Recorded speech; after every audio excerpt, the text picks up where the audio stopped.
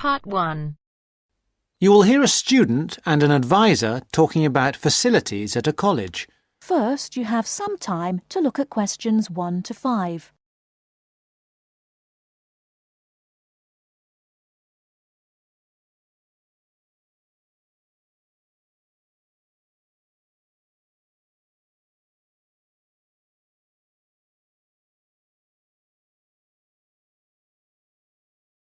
Now we shall begin. You should answer the questions as you listen, because you will not hear the recording a second time. Listen carefully and answer questions 1 to 5. Hi, I wonder if you could help me. I'm starting a course at Glenfield in a few weeks. I was just a bit worried about what facilities there will be and what I'll have to do. I'm especially interested in health and welfare stuff. Certainly. We normally send out a copy of our leaflet, Staying Healthy at Glenfield. I'm not sure why you haven't had it. Well, could you answer a few questions for me? Firstly, I'm wondering about how I get a doctor when I arrive. Well, you can register with the University Health Centre on North Campus. And do I have to pay for that? Not to register, but if you have to get medicines, there's a prescription charge of £6.50. Okay. Well, I'm not planning to get ill. That's only going to arise if I have any problems. So, should I just go along when I arrive? That's what we recommend for peace of mind, but it's not compulsory, and if you don't live inside the catchment area, you can't in fact register there. Where do you live? Well, at the moment I'm staying at the Backpackers Hostel in Hill Street, but I will be moving from there shortly, somewhere nearer. Well, there's a map at the centre which shows you the area that the university practice can accept people from. It's what we call the yellow zone. If you live outside that area, you have to find another medical centre to register with. It sounds like I'll only qualify after I move. I think you might be right. Then, in addition to the health centre, there's a free counselling service for all students situated on the North Campus. You don't have to register. They also have drop-in sessions. I say it's free, but that's only for up to 8 sessions. Beyond that, they normally refer people elsewhere. Sounds serious. Well, it's not just for big problems. People go there for advice on housing, workload, whatever, really. They can even arrange financial help. Is it confidential? Absolutely. Then again, a lot of students prefer to phone the Nightline service, which is run from an office on the central campus. They don't really encourage people to drop in. I see. So it's basically a free phone line. The number, if you want to make a note, is 0900 762 5913. I'll say it again. 0900 762 5913. Fine. Well, I hope I won't need any of these. What I will want is access to some gym facilities. Right. Well, you'll find those on the South Campus in the Sports Centre. It's great, but it's not free. You have to present your student card and pay a fee of £22 to get a pass. But that will last you for the whole year. Before you hear the rest of the conversation, you have some time to look at questions 6 to 10.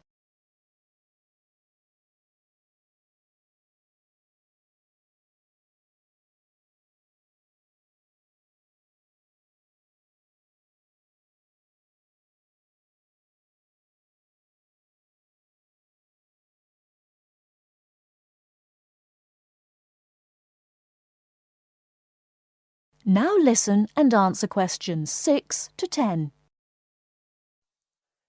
Is this information on the website? I'm afraid not. I can send you some leaflets or even resend the whole information pack if you give me your details. Could you send the whole information pack, please? Yes, that's fine. I'll have to take down some details. Could you tell me your full name? Sonia Orr. S-O-N-Y... No, I'll spell it. S-O-N-I-A. Then Orr is O-R-R. Orr. OK. And you said you were on Hills Road? Yes, but don't send it there as I'm about to move. I'll give you my new address, which is 22 Winter Gardens. That's Glenfield. And the postcode? Oh, yeah, that's GF23 9BQ. Fine. Now, we're doing a bit of data collection about who uses our services at the moment. Can I just ask a few more questions? Yes, that's fine. OK. If you're an international student, what country are you from? I'm from Switzerland. And how old are you? I'm 24. And finally, which course are you enrolled on? Right, well, that's a bit complicated, since I'm hoping to switch to economics and history. But at the moment... I'm down to do economics and sociology. It's a joint degree. OK, I'll put that. Great. Well, I'll pop the information pack in the post, and you should get it soon. That is the end of part 1. You now have half a minute to check your answers.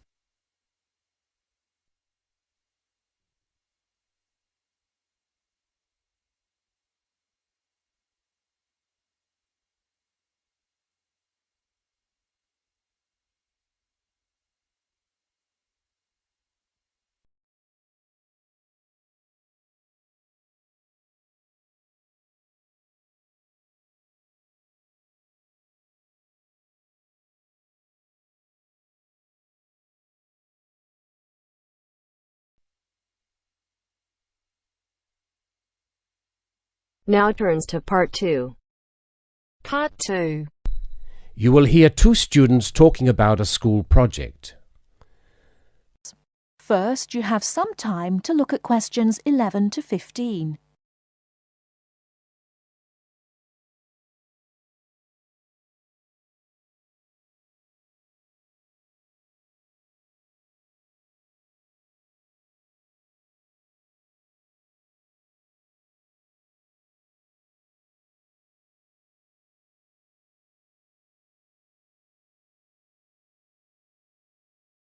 Now, listen carefully and answer questions 11 to 15. Hi, Lynn. How's your project coming along? Oh, not very well. I've got all the information, but I can't seem to organise it into a presentation. Well, you'd better hurry. You only have one more week. Yes, that's okay. It's just that...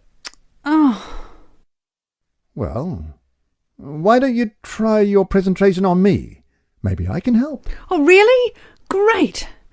Okay, well, I've chosen solar power for my subject, and I'm going to talk specifically about domestic water heating. You know, like the ones popular in America. I've got some facts here. Oh, that's good. But just start your presentation from the beginning. Oh, right. Well, here we go then. There are many reasons why we should be looking elsewhere for energy sources. As most people are aware, fossil fuels and other such non-renewable sources are by definition finite, so something needs to be in operation soon. Currently, there are a number of alternative energy sources available which can, with a little preparation, be used to provide for a significant part of our domestic energy requirements. In this presentation, I am focusing on solar power and its application as a domestic water heater. As a renewable energy source, solar power is in many ways ideal. The amount of the sun's energy which reaches the earth every minute exceeds the energy that the global population consumes in a year. Although scientists argue that it is not finite, sunlight is certainly a long-lasting resource which is not depleted through use, and solar power converters use this energy without needing any complex moving parts. Once collected and stored, solar energy can be used for many purposes, but it is becoming increasingly popular as a domestic heating source. Generally, a building that is heated by solar power will have its water heated by solar power as well, and this has even worked in areas that are not exposed to long hours of direct sunlight, such as the United Kingdom, although not so well as in warmer climates. Why have you stopped? Well, that's all I've got so far. Oh, well. Start by talking about how effective it is. Oh, OK. Well, there are a number of factors that influence how efficient solar power can be. The first, obviously, is the amount of sunlight, and this is dependent on season, time of day, and climate. Although the UK has something of a bad reputation for sunshine, it is actually quite productive during some parts of the year. Given a sufficient size of solar panel and water storage tank, solar power can provide all of our water heating requirements in June and July, and even provide the majority until October. From October to the end of the year, this figure falls dramatically. December is the least productive, being able to supply less than 5% of the average household's hot water requirement. It is at this point that solar power needs to be supplemented with a more traditional form of heating. From January, solar power becomes more effective at a rate of about 20% per month, although this rise decelerates to around 18% by May.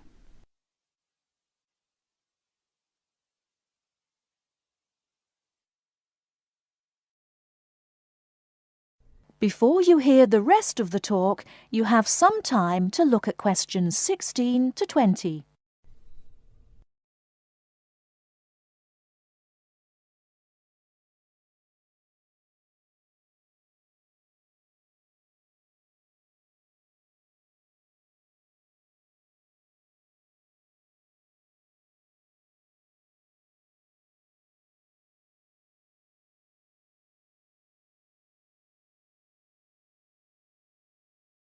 Now listen and answer questions 16 to 20.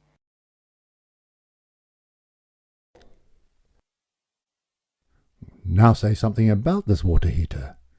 Do you have any information about that? Oh yes, I've got an illustration of a water tank here. Well, that's good, but you'll have to describe it. Right. Well, the ideal water tank in the UK has a capacity of 45 to 50 litres, but must be at least 40 litres to be effective. The solar coil is put in the bottom of the tank to heat the water. Now remember that solar heated water will not get quite as hot as fossil fuel water heaters. The bottom half of the tank is normally 20 degrees, and this is why it is important not to have a tank that is too large, as that would take too much energy to heat. In this illustration, it rises to 40 degrees from halfway up. Don't forget that hot water rises, so the top third of the tank is the hottest and reaches an average temperature of 65 degrees. And what's this second layer around the tank? Oh, that's insulation. Because the tank is often either outside or just under the roof, rigid foam is used as an insulation layer. It should be at least 80 millimetres thick all around. Well, that seems like a good presentation. All you need to do is to prepare some short notes and a larger illustration so you can use it as a demonstration and you'll be fine. Oh, you think so? Well, thanks very much for the help. Maybe I could do the same for you one day. Maybe. Anyway, I have to go. Good luck. Thanks. Bye. That is the end of part 2. You now have half a minute to check your answers.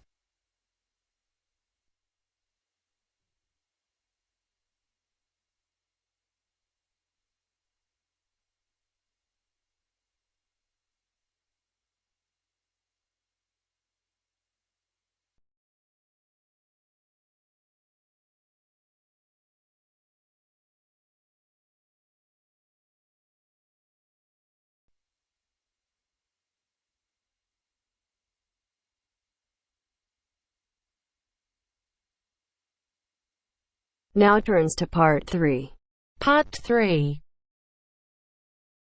Mr. Jackson, who feels that he is physically unfit, is consulting with his doctor about his health condition.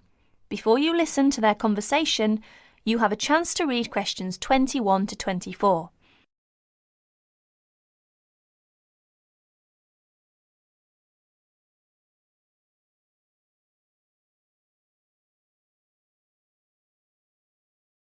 Now please listen to the recording and answer questions 21 to 24.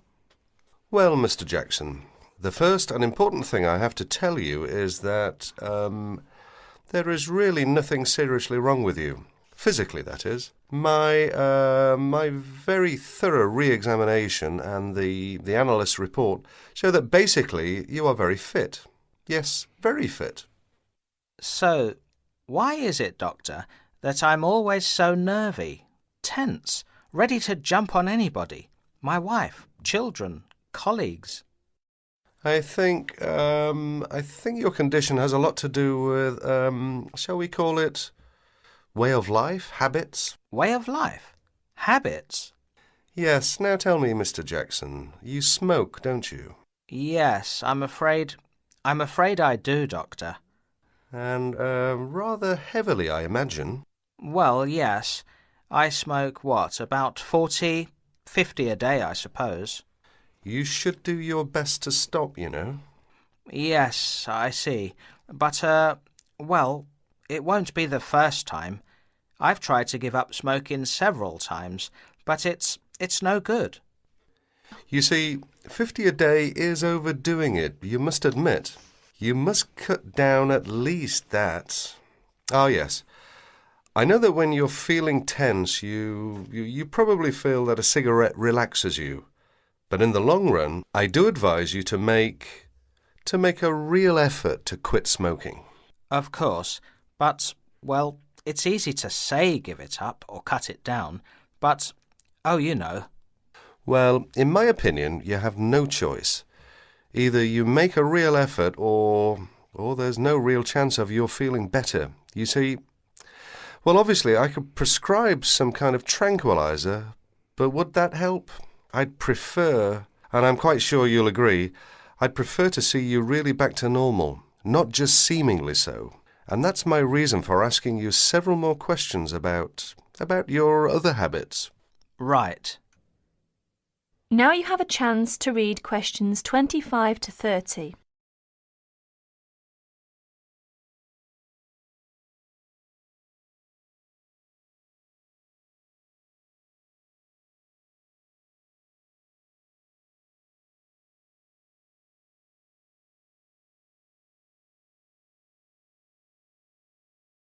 As you listen to more of their conversation, answer questions 25 to 30.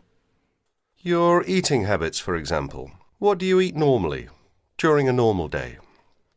Yes, well, I'm a good eater. Yes, I'd say I'm a good eater. Now let's see. Up at 8 in the morning, and my wife has a good breakfast ready. A good breakfast? The usual.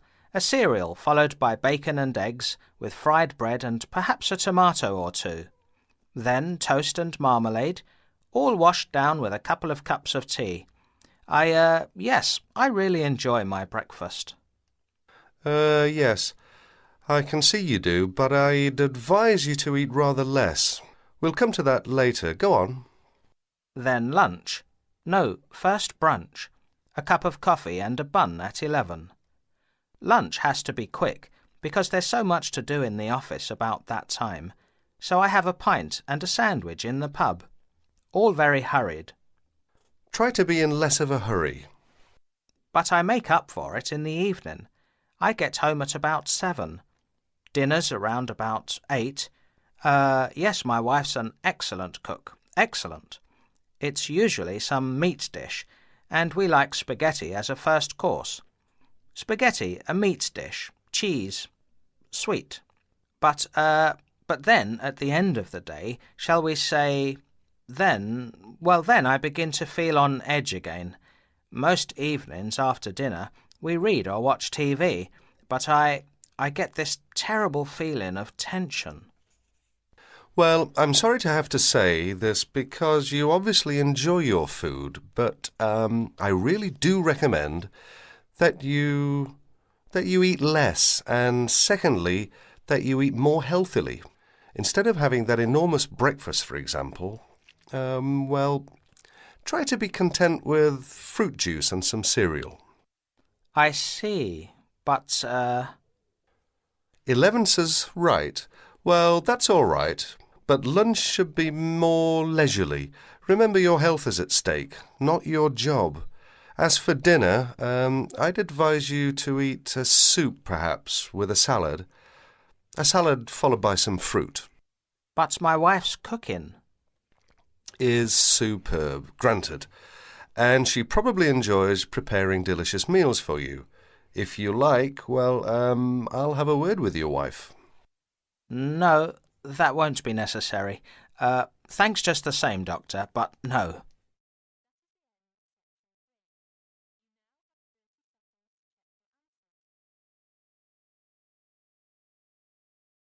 That is the end of part 3. You now have half a minute to check your answers.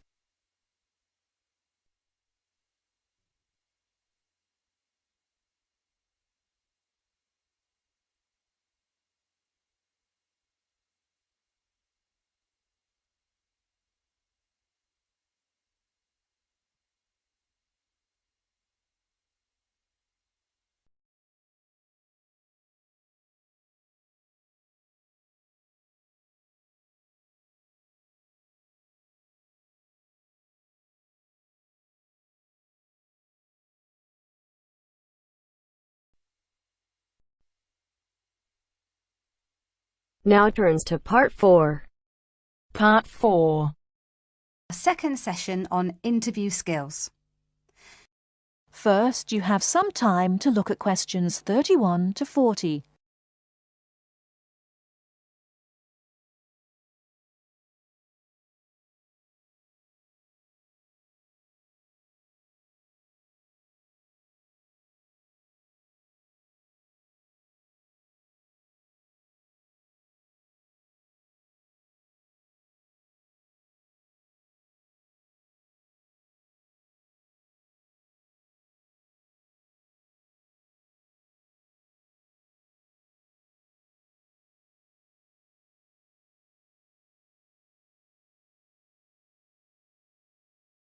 Now listen carefully and answer questions 31 to 40.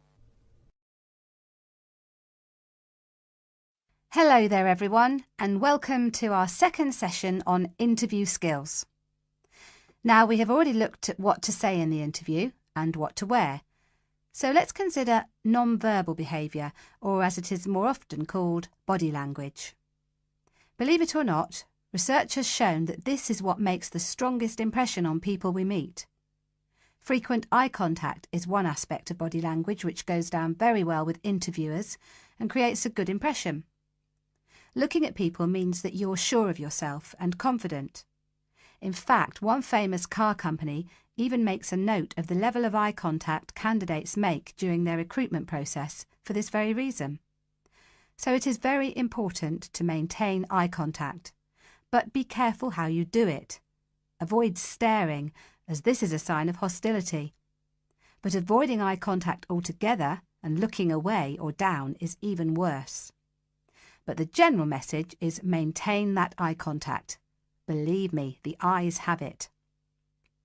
Now, along with eye contact, smiling is one of the other important non-verbal actions which say more to the interviewer than any answers you give. A good way to create a good impression during the first few minutes of your interview is to smile warmly when you meet the person or people who will be interviewing you. It shows them that you are relaxed. Facial scanning takes a triangular route, from the eyes down to the mouth and back to the eyes. Even when you aren't speaking, an interviewer will be noticing your mouth, so give a relaxed smile whenever you feel it is appropriate.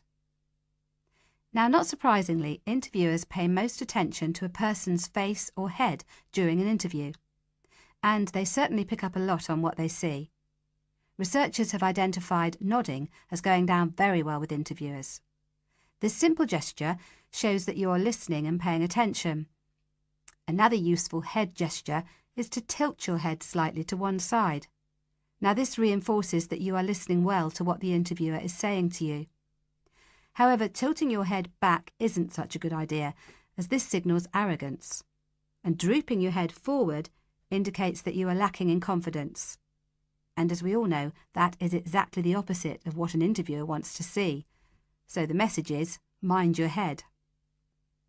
Now, posture, or the way that you carry yourself, is an important area of body language to be aware of. And it is one of the first body language signals that interviewers read as you enter a room. Posture also matters when you're sitting down. A well-supported position, with your shoulders square and sitting full back on the chair, will give the impression that you are confident, which is just what the interviewer wants to see.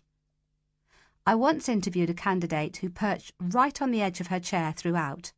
I kept feeling that she was about to run out of the room in terror. However, occasionally leaning forward slightly when the interviewer is speaking reinforces the message that you are keen and interested, as well as showing the interviewer that you're actually listening to what they are saying. But don't overdo it by leaning too far forward. That can be a bit distracting for the interviewer. Now, we all tend to use our hands to gesture, especially when we are explaining something or as we become involved in what we are saying. This is fine.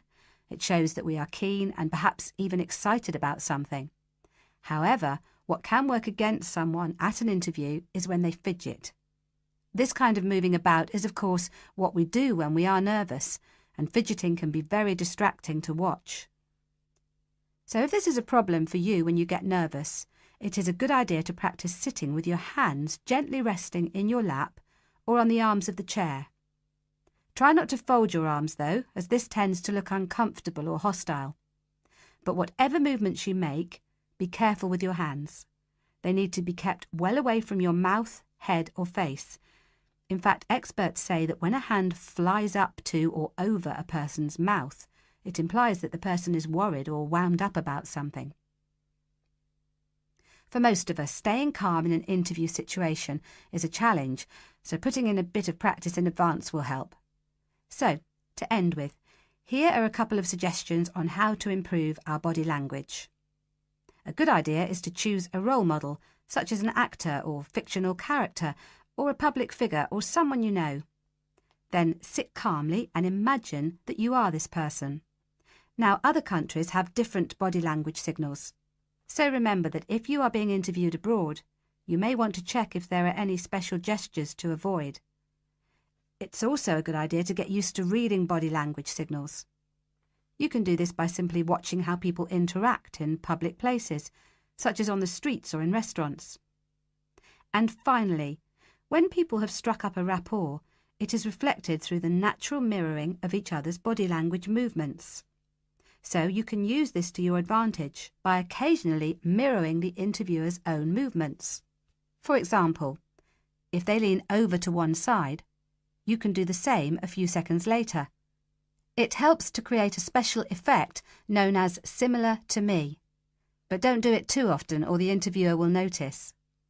Now, any questions before we move on to interview listening skills? That is the end of part 4.